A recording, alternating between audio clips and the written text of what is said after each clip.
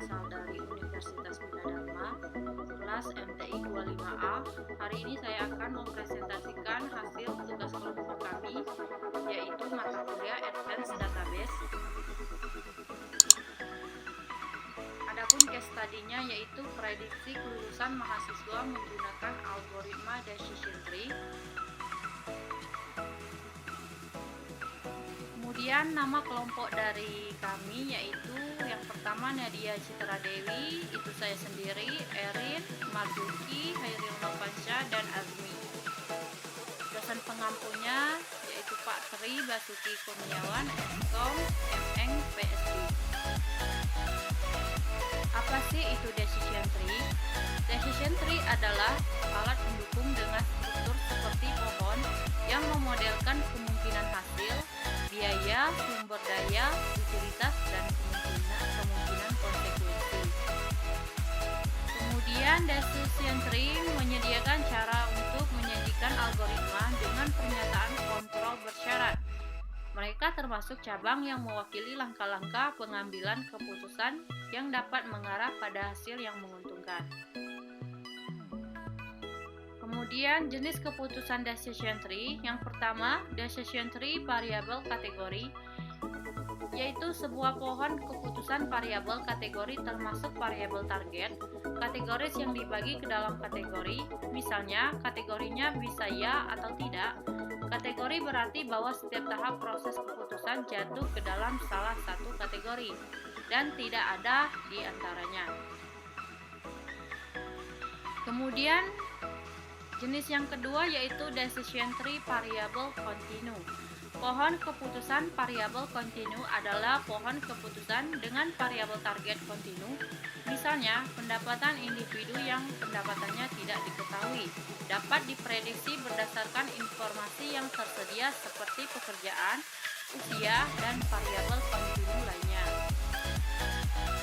Apa sih keuntungannya dari decision tree? Yang pertama, mudah dibaca dan ditafsirkan.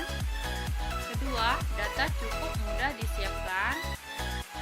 Ketiga, lebih sedikit pembersihan data yang diperlukan. Dan yang terakhir, membantu dalam pengambilan keputusan.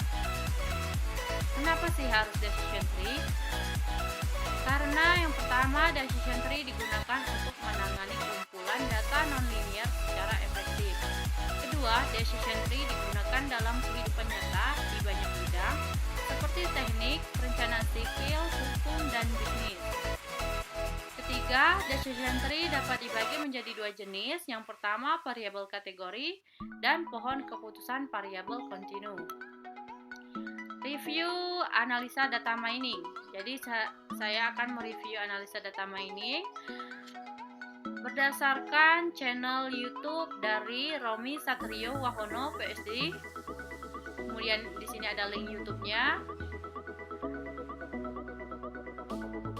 Contoh kasusnya yaitu prediksi kelulusan mahasiswa tepat waktu pada kampus A. Data pertama, terdapat puluhan ribu data mahasiswa di kampus yang diambil dari Siakat. Data yang kedua belum pernah dijadikan atau diubah menjadi pengetahuan yang bermanfaat. Ketiga, sehingga belum dibuat rumus, pola, dan aturan. Di sini ada datasheet-nya ya. Datasheet-nya, contoh yang pertama itu NIM-nya 1001, gendernya laki-laki, kemudian nilai ujian nasionalnya yaitu 28, asal sekolahnya dulu SMA Negeri 2, IP semester 1 3,3, IP semester 2 3,6, IP semester 3 yaitu 2,89, IP semester 4 2,9. Jadi lulus tepat waktu. Bisa juga dilihat dari status mahasiswa. Di sini ada pohon keputusan. Jika mahasiswa bekerja, maka dilihat dari IP semester 3. Jika lebih dari 3,5, maka lulus tepat waktu. Jika kurang dari 3,5, maka IP semester 2 kurang dari 2,75, maka dia terlambat. Jika lebih dari 2,75, dilihat dari umurnya. Jika umur lebih dari 31, maka terlambat. Jika kurang dari 31, maka IP semester 3 lebih dari 2,5, maka dilihat lagi dari umur. Jika umurnya lebih dari 24, maka dia terlambat. Jika kurang dari 24, maka dilihat dari jenis kelaminnya.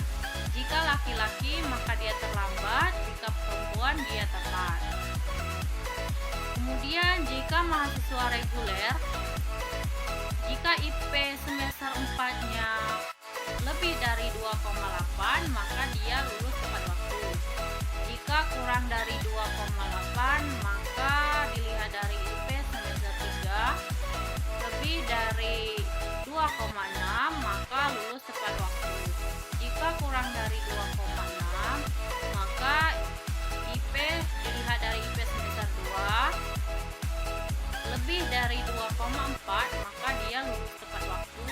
Jika kurang dari 2,4, maka IP semester 3-nya jika lebih dari 2,6, maka lulus tepat waktu. Jika kurang dari 2,6, dia terlambat. Oke, terima kasih. Itulah presentasi dari saya. Apabila ada kekurangan, saya mohon maaf kepada dosen pengampu. Terima kasih. Wabillahi taufik wal hidayah. Wassalamualaikum warahmatullahi wabarakatuh.